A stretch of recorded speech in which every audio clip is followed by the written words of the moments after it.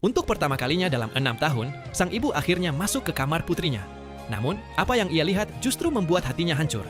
Selama ini ia dan suaminya rutin mengirim uang sebesar $100.000 setiap bulan untuk biaya hidup. Tetapi di lemari putrinya tidak ada satupun pakaian yang layak. Bahkan sepatu yang dikenakan anak itu pun sudah usang dan robek. Yang lebih menyakitkan, kamar di sebelah justru dipenuhi mainan dan perabotan mewah. Saat sang ibu membuka buku harian putrinya, ia semakin terpukul. Setiap catatan di dalamnya menggambarkan ketidakadilan yang dialami sang anak selama bertahun-tahun, dan setiap kata terasa seperti pisau yang mengiris hatinya. Dalam catatan itu tertulis, suatu hari putrinya dimarahi oleh neneknya hanya karena memakan setengah potong roti lebih banyak. Di hari lain, ketika nenek membawa cucu laki-lakinya ke kota untuk membeli pakaian, gadis kecil itu juga ingin baju baru. Namun, nenek menolaknya dengan alasan bahwa ia hanya seorang anak perempuan dan tidak pantas mendapatkannya.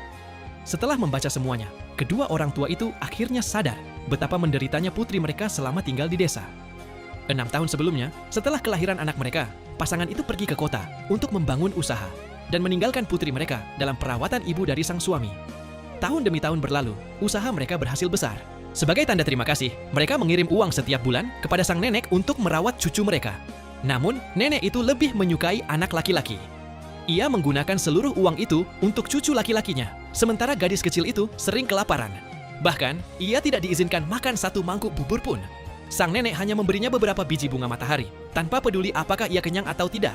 Sebaliknya, ketika cucu laki-laki meminta nasi, nenek langsung memasakkannya. Sebelum pergi, nenek selalu memperingatkan gadis itu agar tidak menyentuh makanan lain. Tak tahan menahan lapar dan kesedihan, gadis kecil itu diam-diam menggunakan ponsel neneknya untuk menelepon orang tuanya. Dengan suara penuh tangis, ia memohon agar dijemput. Namun sebelum sempat menjelaskan semuanya, kedua orang tuanya yang sedang sibuk dengan proses penawaran saham perusahaan hanya mengatakan akan datang setelah pekerjaan selesai, lalu menutup telepon. Mereka sama sekali tidak menyadari bahwa waktu anak mereka sudah tidak banyak. Tak lama kemudian, nenek memergoki gadis itu menelepon. Sebagai hukuman, ia memaksa anak itu berlutut di depan pintu rumah. Tubuh kecil itu akhirnya jatuh dan jatuh sakit karena perlakuan tersebut. Beberapa saat kemudian, paman gadis itu menyadari bahwa ia demam tinggi dan ingin segera membawanya ke rumah sakit. Namun, nenek melarangnya, mengatakan bahwa tidak perlu menghabiskan uang untuk seorang anak perempuan. Ia bersikeras bahwa gadis itu akan sembuh dengan sendirinya setelah tidur. Di saat yang sama, orang tua gadis itu menelepon untuk menanyakan kabar anak mereka. Paman yang kebingungan belum sempat menjelaskan apa yang terjadi, karena nenek langsung merebut telepon dan berbohong. Ia mengatakan bahwa gadis itu hanya terkena flu ringan setelah bermain di luar dan meminta mereka tidak khawatir. Mendengar itu, sang ayah segera mengirim 20.000 yuan untuk biaya pengobatan serta meminta agar anak mereka dirawat dengan baik. Namun, nenek justru berniat menggunakan uang itu untuk membeli mainan ulang tahun cucu laki-lakinya. Sebelum pergi, ia bahkan menyuruh gadis kecil itu menyiapkan hadiah untuk kakaknya keesokan hari. Namun, takdir berkata lain. Gadis kecil itu tidak sempat menunggu hari berikutnya. Ia meninggal sebelum orang tuanya sempat kembali. Keesokan harinya, sang paman dipenuhi rasa bersalah setelah mengetahui kematian gadis itu. Ia memarahi nenek karena telah mencegahnya membawa anak itu ke rumah sakit. Ia mengatakan bahwa suntikan sederhana saja mungkin sudah cukup untuk menyelamatkan nyawanya. Namun, nenek tetap tidak merasa bersalah. Ketika paman ingin memberitahu orang tua gadis itu, nenek kembali melarangnya.